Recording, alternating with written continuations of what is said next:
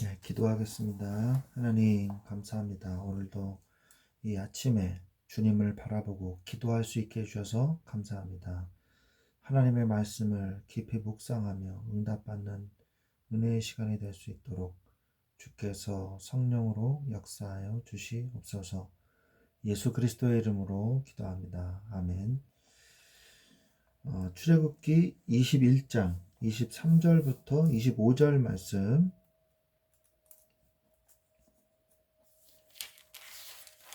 출애굽기 21장 23절, 24절, 25절 말씀 봉독해 드리겠습니다. 그러나 다른 해가 있으면 갑되 생명은 생명으로, 눈은 눈으로, 이는 이로, 손은 손으로, 발은 발로, 된 것은 된 것으로, 상하게 한 것은 상함으로, 때린 것은 때림으로 갚을지니라.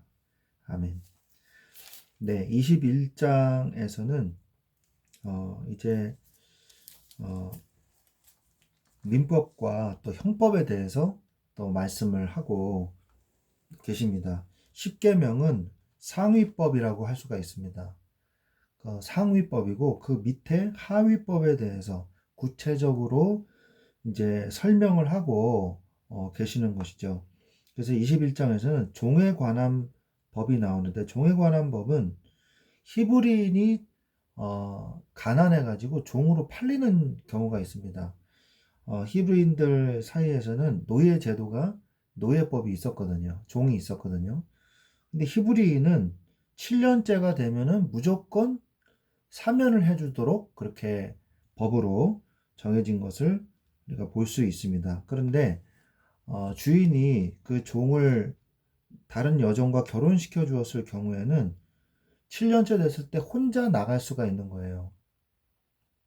그래서 아내와 그 자녀들이 종으로 남아 있게 되는 경우가 되거든요. 그러면 저는 그냥 종으로 살겠습니다 라고 생각을 한다면 그의 귀에 구멍을 내어서 종신토록 그 상전을 섬기는 그런 법이 있는 것을 알 수가 있습니다. 그리고 또 그 외에 폭행에 관한 법도 있습니다. 그래서 그 사람에게 상해를 입히거나 그 사람을 죽이거나 했을 때는 그것에 맞게 상응하게 그대로 갚아야 한다는 것을 말씀을 하고 계십니다. 그러면서 아까 우리가 읽은 대로 생명은 생명으로, 죽였다면 죽음으로, 눈은 눈으로, 이는 이로, 손을 상하게 했으면 손을 그대로 상하게 하는 거예요.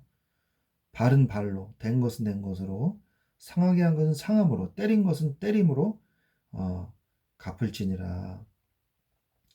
그러면서 소유에 관한 책임이 나옵니다.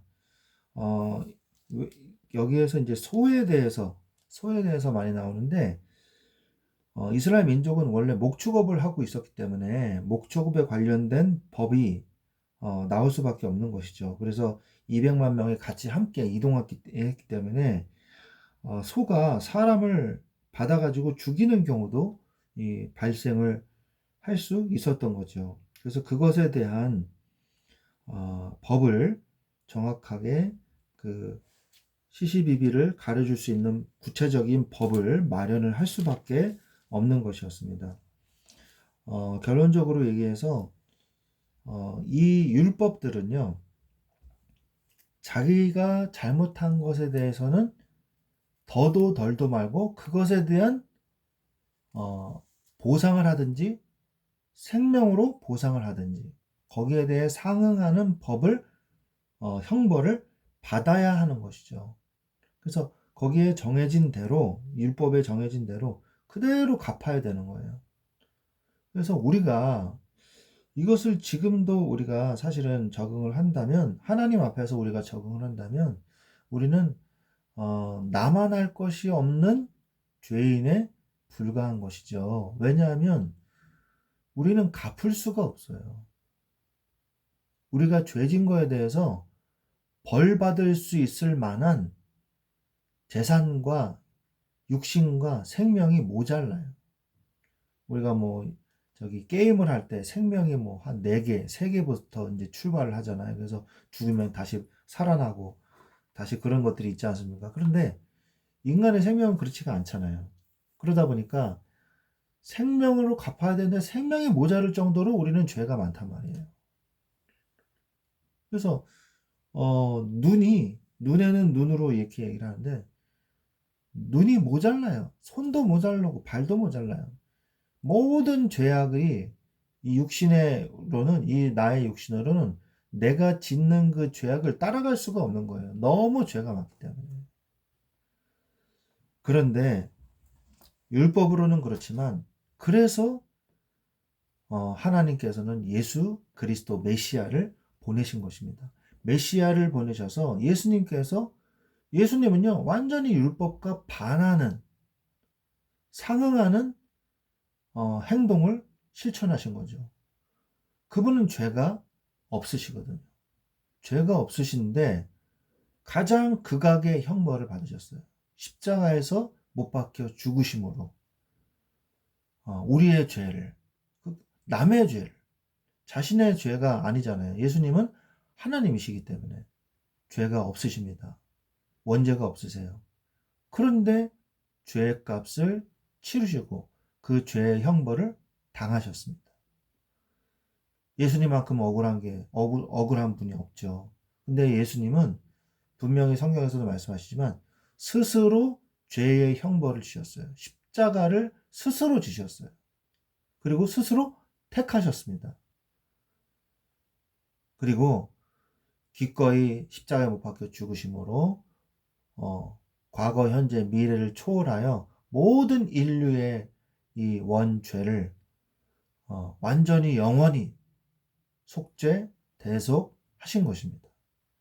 이게 바로 구원의 기적이거든요. 율법은 우리의 죄가 있다는 것을 말해주기 위해서 필요한 것이고, 복음은 그 우리의 죄를 예수 그리스도께서 다 끝내셨다는 것을 선포하기 위해서 이 복음이 우리에게 있는 것입니다. 그래서 이 복음을 우리는 날마다 묵상해야 돼요. 왜냐? 그래야지 죄의 형벌에서 벗어날 수 있기 때문입니다.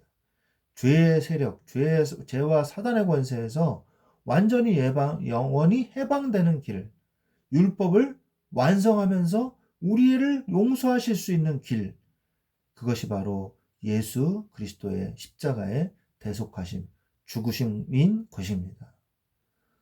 율법의 요구를 이루시면서 또 우리를 구원하실 수 있는 두 가지를 다 만족하시는 예수 그리스도. 그분만이 우리의 구원의 유일한 방법이요 구원의 길임을 믿습니다. 예수 그리스도로 말미암아 오늘도 율법을 초월하여 하나님의 말씀을 이루시는 이 복음을 누리시기를, 구원의 축복, 대속하심의 축복을 누리시는 오늘 하루가 되시기를 그리스도 예수의 이름으로 축원드립니다. 아멘. 기도하겠습니다. 하나님 감사합니다. 오늘도 우리는 죽어 마땅하야 하나 죽어야 될 우리를 대신하여 십자가에 못 박혀 죽으심으로 우리의 죄를 완전히 영원히 도말하시고 대속하신 주님을 찬양합니다. 우리가 더 이상 죄에게 속지 않게 하여 주옵시고 죄의 세력을 이기신, 죽음을 이기신 예수 그리스도의 복음으로 승리하며 오늘도 살아가게 하여 주옵소서. 주 예수 그리스도의 이름으로 기도합니다. 아멘.